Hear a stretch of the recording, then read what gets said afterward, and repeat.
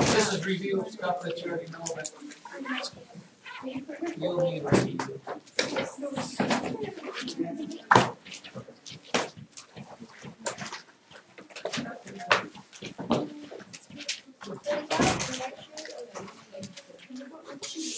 Tendency. Tendency, that's all right. And D, all of these measures of central tendencies. Tendencies. You'll remember this. Most of them start with the letter M. It's about data. Or data, or however you want to say that. Here, let's just write down a number. What numbers shall we be? Let me take one right out. 12, 5, 6. Stop it, Jack. 46, 33, 25. 46, 33, 25.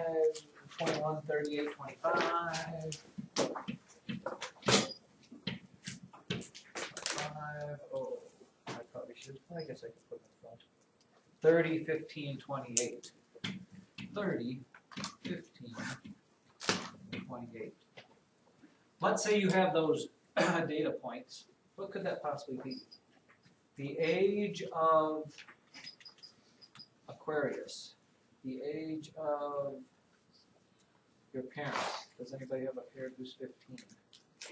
Oh, yes. Hopefully not. But that's impossible. McDonald's workers. There you go. The age of the people who work at McDonald's. That's a very good one. Yes. Connor, 46 working on McDonald's. Yeah, I've seen 46. When you talk about measures of central tendency, they will ask you these four things. You need to be able to find out what the mode is, what the mean is, what the median is, and sometimes they'll ask you for the range. Not always. But you should remember what these are. Do you remember what the mode is? No. Thing that happens the most. Thank you very much. Mean, Zach, is average. Median is the one in the middle.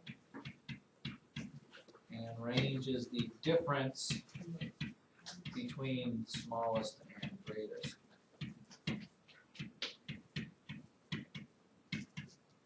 But what quite often people forget to do is before you do these, I mean, you don't need to necessarily do it for this one, but for the rest, you really, as a first step, you need to order from least to greatest. Order from least to greatest.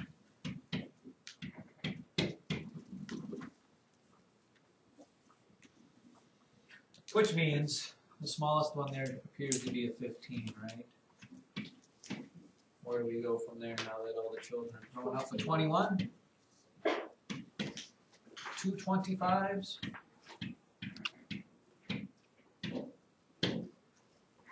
A 28? Let me know if I miss one. Sometimes you can't see the forest through the trees. 30, 33, 38? Is that all? Oh, 46. 46.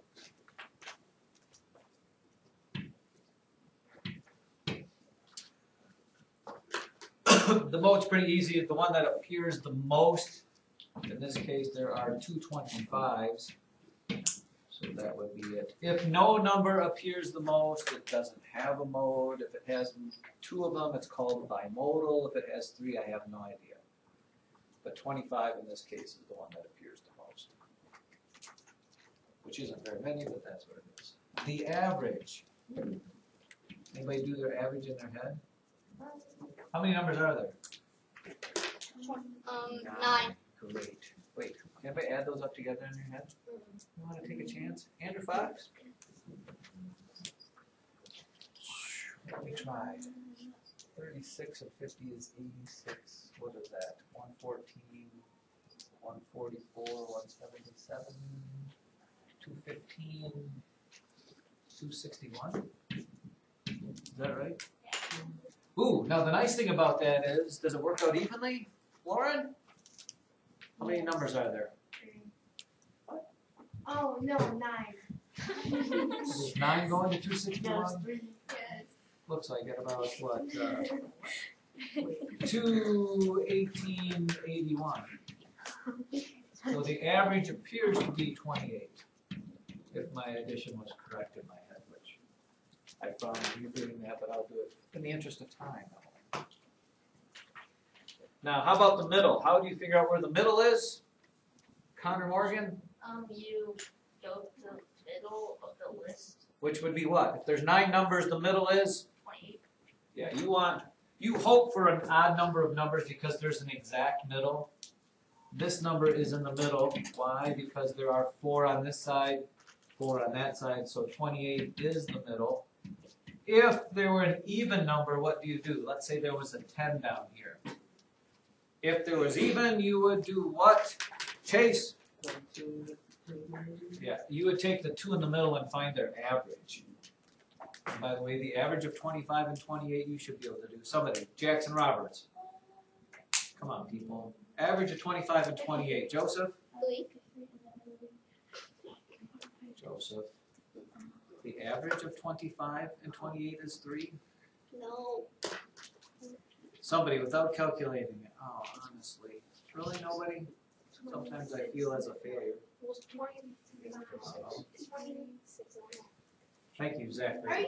The answer is 26 and a half. Zach, how did you get that? It's based on what Joseph said. Their difference is 3. What's half of 3?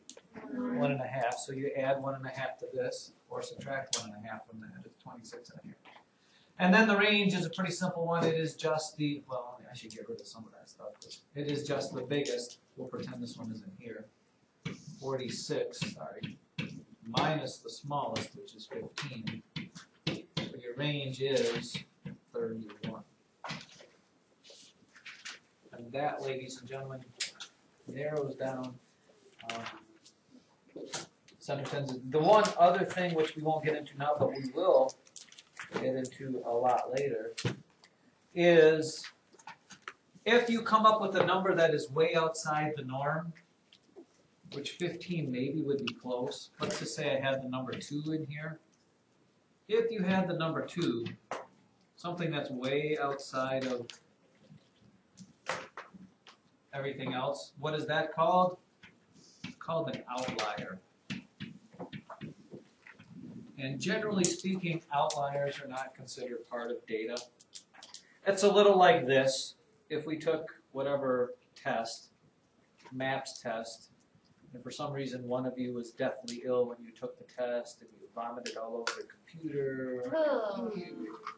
That's gross. you had sticky stuff on your fingers and touched all the keyboard things, and then you like wet your pants. So you scored like a 0 on the test. Bacteria.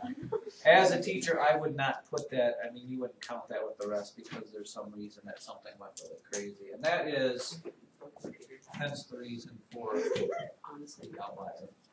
And that, ladies and gentlemen, gives us some time to do some homework.